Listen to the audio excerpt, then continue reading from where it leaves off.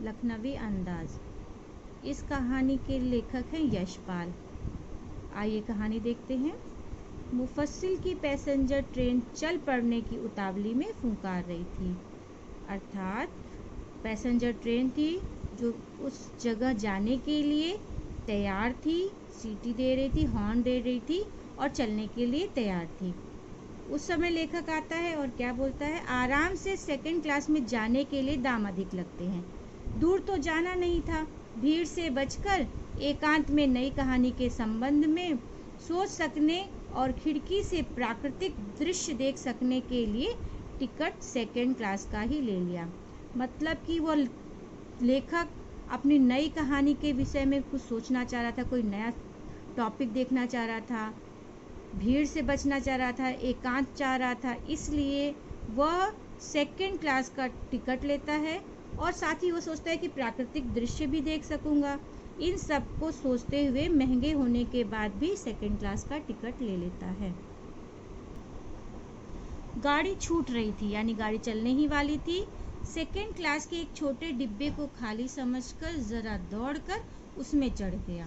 यानी कि किसी भी एक डिब्बे में उसने सोचा लेखक ने कि यह खाली है और उस डिब्बे में वह चढ़ गया। अनुमान के प्रतिकूल, मतलब अनुमान कुछ और था लेकिन निकला कुछ और। डिब्बा निर्जन नहीं था, मतलब किसी भी आदमी यानी खाली नहीं था, उसमें कोई था। एक बर्थ पर लखनऊ की नवाबी नस्ल के एक सफ़ेद पोश सज्जन बहुत सुविधा से पालथी मारे बैठे थे। मतलब कि जो वो सोच कर आया था कि वह डब्बा खाली मिलेगा, ऐसा नहीं था। वहाँ पर लखनऊ के ही एक नवाबी यानी नवाब जी बैठे हुए थे। सफ़ेद पोश मतलब अच्छे घर के व्यक्ति बैठे हुए थे, आराम से आलती पालती मारकर बैठे हुए थे। सामने दो ताजे चिकने खीरे तौलिए पर रखे थे। उनके सामने क्या रखे थे? चिकन नहीं, चिकने खीरे रखे हुए थे तौलिए पर। डिब्बे में हमारे सहसा कूद जाने से सज्जन की आंखों में एकांत चिंतन में विघ्न का असंतोष दिखाई दिया। यानी कि वो भी सोच रहे थे कि मैं भी इस डिब्बे में अकेला हूँ। वो आराम से निश्चिंत होकर बैठे थे, कोई विघ्न मतलब बाधा, वो आराम से चिंतन में बिजी थे। असंतोष दिखाई, लेकिन उनके आने के कारण यानी लेखक के आने के कारण उन सज्जन की आंखों में भी असंतोष दिखाई देने लगा।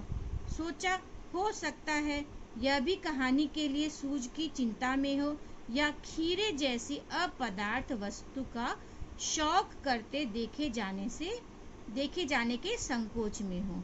लेखक सोच रहा है कि हो सकता है यह भी मेरी तरह ही और कोई कहानी के लिए सोच रहा हो, या फिर चूंकि वह नवाब था और नवाब खीरे जैसे अपदार्थ मतलब खाने योग्य नहीं, यानी कि लेखक के अनुसार नवाबी व्यक्तियों को खीरा खाना सबके सामने उचित नहीं लग रहा है। तो खीरे जैसे अपदार्थ वस्तु का शौक करते, यानी कि वो नवाब साहब होने के बाद भी खीरा खा रहे हैं, यह कोई सामने वाला देख रहा है, इस चक्कर में वो संकोच में हो गए हों। नवाब साहब ने संगति के लिए उत्साह नहीं दिखाया। मतलब कि नवाब साहब ने भी मित्रता करने की कोशिश नहीं की। सामने बैठे थे लेखक, लेकिन उनसे बातचीत नहीं की या कोई भी रुझान नहीं दिखाया कि मैं आपसे बात करने के लिए उत्साहित हूँ। तो लेखक ने भी क्या कहा, हमने भी उनके सामने की बर्थ पर बैठकर आत्मसम्मान में आंखें चुरा ली। तो जब वो नहीं बोल रहे थे तो इन्होंने भी अपने आत्मसम्मान में आंखें चुरा ली, मतलब कि उनसे बात नहीं की, अपने में मगन हो गए। ठाली बैठे, ठाली का मतलब खाली बैठे कल्पना करते रहने की पुरानी आदत है। चूँकि लेखक है, यशपाल जी ने लिखा है कि लेखक है, तो वो क्या करें, कल्पना ही करेंगे। लेखक का काम है हमेशा कल्पना करना, नई बातें सोचना, नए विषय लाना, उससे कहानी लिखना। नवाब साहब की असुविधा और संकोच के कारण का अनुमान करने लगे। लेखक होने के कारण उन्होंने सामने में जो नवाब साहब बैठे थे वो सोचने लगे, उनके बारे में सोचने लगे कि वो क्यों असुविधा महसूस कर रहे, संकोच में क्यों है। इसका मैंने कारण खोजना शुरू किया, अनुमान लगाना शुरू किया।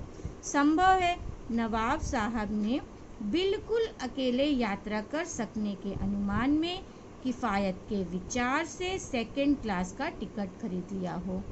यानी कि नवाब साहब सोचे होंगे हम अकेले यात्रा करेंगे, क्योंकि सेकंड क्लास में अधिकतर सफ़ेद पोश लोग या भद्र पुरुष या फिर जो अधिक पैसे वाले लोग हैं वो ही जाते हैं, तो उसमें भीड़ भाड़ नहीं रहेगी। उन्होंने सोचा होगा कि मैं अकेले यात्रा करूंगा, इसलिए उन्होंने सेकंड क्लास का टिकट लिया।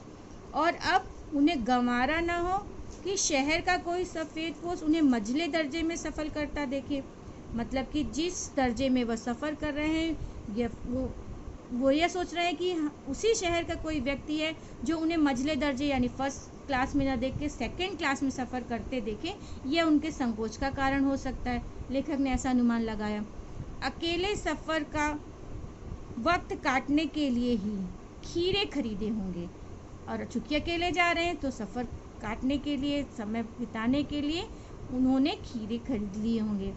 लेकिन अब क्या हो गया है, अब किसी सफ़ेद पोश के सामने खीरा कैसे खाएं, क्योंकि शान की बात है, वो भी नवाबी शान की बात है कि किसी भद्र पुरुष के सामने, किसी अच्छे व्यक्ति के सामने खीरा जैसी अपदार्थ वस्तु, जैसे कि पहले भी पढ़ा था, अपदार्थ वस्तु को किसी के सामने हम कैसे खाएं।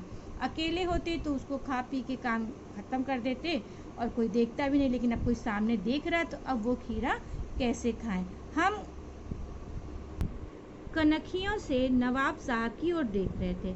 नवाब साहब कुछ देर गाड़ी की खिड़की से बाहर देखकर स्थिति पर गौर करते रहे। मतलब कि एक तरह से नवाब साहब को लेखक देख रहे थे और नवाब साहब भी बाहर की तरफ देखकर उस स्थिति का अनुमान लगा रहे थे कि अब क्या करें, आगे क्या करें।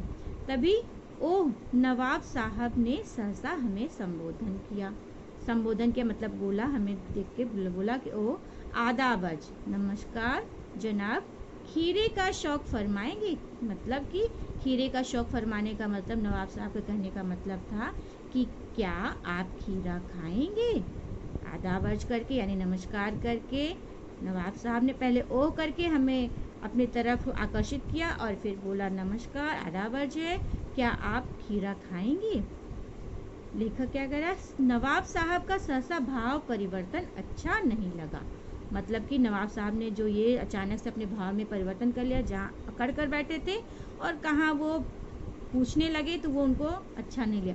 भाप लिया मतलब समझ लिया। आप शराफत का गुमान बनाए रखने के लिए हमें भी मामूली लोगों की हरकत में लथेड़ लेना चाहते। मतलब कि आप शराफत हैं, आप शरीफ हैं, और इस बात को, इस भ्रम को बनाए रखने के लिए हमें भी अपने ही लपेड़े में ले रहे हैं, हमें भी उसी चक्कर में फंसा रहे हैं। यानी अगर मैंने आपको खीरा खाते हुए देख लिया तो आप अच्छा महसूस नहीं करेंगे, इसलिए आप मुझे भी खीरा खिला देना चाहते हैं ताकि फिर हम दोनों एक ही लेवल में आ जाएं। इसलिए जवाब दिया शुक्रिया, किबला शौक फरमाई। ये बात को मैंने समझ लिया, इसलिए मैंने जवाब दिया कि भाई शुक्रिया, आप ही यह शौक फरमाइए। ठीक है, आज इतना करते हैं, बाकी कल करेंगे।